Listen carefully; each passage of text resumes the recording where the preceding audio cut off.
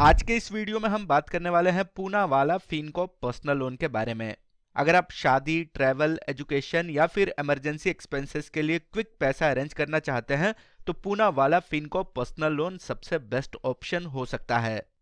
इस वीडियो में हम ये भी जानने वाले हैं कि 1 लाख रुपए के पर्सनल लोन पर कितने की ईएमआई बनेगी 2025 के इंटरेस्ट रेट के हिसाब से। तो आप इस वीडियो को पूरा जरूर देखिए। तो चलिए इस वीडियो को शुरू करते हैं। पूनावाला फिनकॉर्प पर्सनल लोन की बात करें तो आप यहां से मैक्सिमम 50 लाख रुपए तक का पर्सनल लोन ले सकते हैं, और वो भी बिना किसी कोलेटरल के। इसके लिए आपको कोई भी असिड गिरवी रखने की जरूरत नहीं पड़ती है, यानी ये अनसिक्योर्ड लोन होता है। इंटरेस्ट रेट की बात करें तो पूनावाला फिनकॉर्प पर्सनल लोन का जो इंटरेस्ट रेट है वो 9.99% पर एनम से स्टार्ट हो जाता है, और ये जो इंटरेस्ट रेट है ये आपके क्रेडिट स्कोर और लोन प्रोफाइल के हिसाब से डिसाइड होता है। लोन के पैसों को रीपेमेंट करने के लिए आपको 12 महीने यानी कि 1 साल से लेकर 84 महीनों तक का समय मिल जाता है, यानी कि मैक्सिमम 7 साल तक का समय मिल जाता है। तो इसमें आप अपने रीपेमेंट कैपेसिटी के हिसाब से फ्लेक्सिबल टेन्योर भी सेलेक्ट कर सकते हैं। अब आती है सबसे जरूरी बात कि अगर आप 1 लाख रुपए का पर्सनल लोन लेते हैं तो कितनी ईएमआई बनेगी 2025 के रेट के हिसाब से।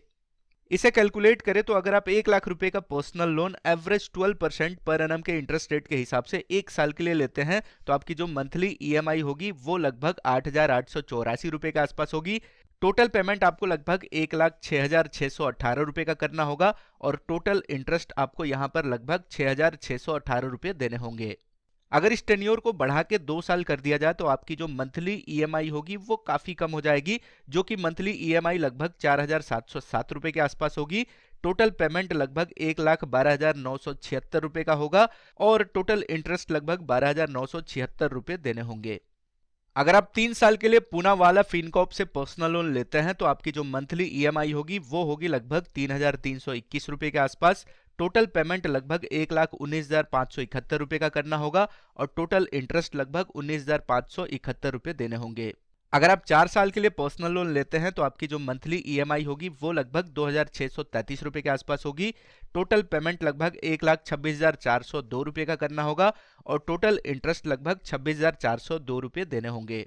अगर आप 5 साल के लिए पर्सनल लोन लेते हैं तो आपकी जो मंथली ईएमआई होगी वो काफी कम हो जाएगी, जो कि लगभग 2,224 रुपए के आसपास होगी, लेकिन टोटल पेमेंट काफी बढ़ जाएगा, जो कि लगभग 1,33,466 रुपए का करना होगा, और टोटल इंटरेस्ट भी काफी ज्यादा हो जाएगा, जो कि लगभग 33,466 रुपए देने होंगे।